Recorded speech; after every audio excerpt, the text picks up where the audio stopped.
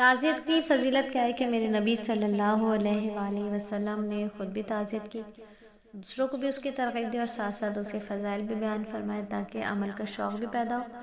اور تعزیت سے متعلق نبی پاک کا جو ارشاد ہے ان میں ایک حدیث ہے کہ جو مومن بندہ اپنے مسلمان بھائی کو کسی مصیبت کے وقت تسلی دے، اللہ سبحانہ وتعالیٰ اسے عرش قیامت کے دن عزت و شرافت کا جوڑا پہنائیں گے۔ اور جس شخص نے کسی مصیبت زدہ کی تعزیت کی اس کے لیے ایسا ہی اجر ہے جیسے اس مصیبت زدہ کے لیے اپنی مصیبت پر۔ تو کتنی بڑی فضیلت بتائی میرے نبی نے، اور کتنی آسانی سے ہر مسلمان اس فضیلت کو حاصل کر سکتا ہے۔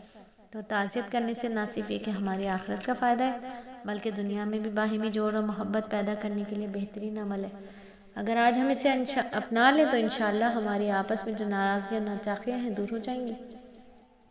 حدیث سے یہ بھی بات معلوم ہو گئی کہ تعزیت کا یہ ثواب کسی کے انتقال کے موقع کے ساتھ ہی مخصوص نہیں ہے، بلکہ حدیث میں ہر مصیبت زدہ کو تسلی دینے کا وہی اجر و ثواب بیان کیا گیا۔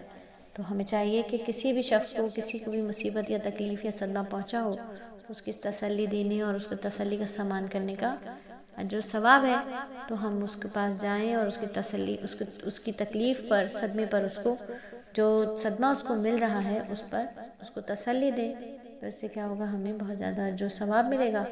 تعزیت کے لیے پیغام بھیجنے چاہیے۔ میرے نبی صلی اللہ علیہ وآلہ وسلم خود چل کر یا سواری پر جا کر مسلمانوں سے تعزیت و دلجوئی فرماتے تھے۔ اگر کسی عذر کی وجہ سے خود تشریف نہ لے جاتے تو پیغام بھیج کر تعزیت فرما لیتے۔ نبی صلی اللہ علیہ وآلہ وسلم کی بیٹی زینب رضی اللہ تعالیٰ عنہ نے آپ کے پاس پیغام بھیجا کہ میرے بیٹے کا انتقال ہو گیا، آپ تشریف لائیں۔ آپ صلی اللہ علیہ وآلہ وسلم نے پیغام میں سلام بھیجا، صبر کی تلقین فرمائی اور فرمایا کہ اللہ تعالیٰ سے اجر کی امید رکھو۔ یعنی بیٹے کا انتقال ہو گیا ہے اور آپ صلی اللہ علیہ وآلہ وسلم اسے پیغام بھیج رہے ہیں، نہیں جا سکے تو پیغام بھیج رہے ہیں، تو صبر کی تلقین کا پیغام دیا، اللہ سے اچھے اجر کی امید کا پیغام دیا۔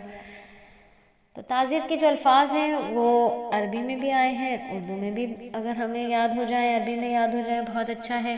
عربی میں ہمیں یاد ہو، سننے والے کو کچھ نہ پتا ہو کہ ہم کیا کہہ رہے ہیں، تو بہتر ہے کہ اردو میں یا جو بھی ہماری زبان ہے مقامی اس زبان میں اچھے الفاظ کے ساتھ تعزیت کی جائے۔ تو عربی کے جو دعائیں ہیں ان کے ترجمے میں آپ کو بتا دیتی ہوں۔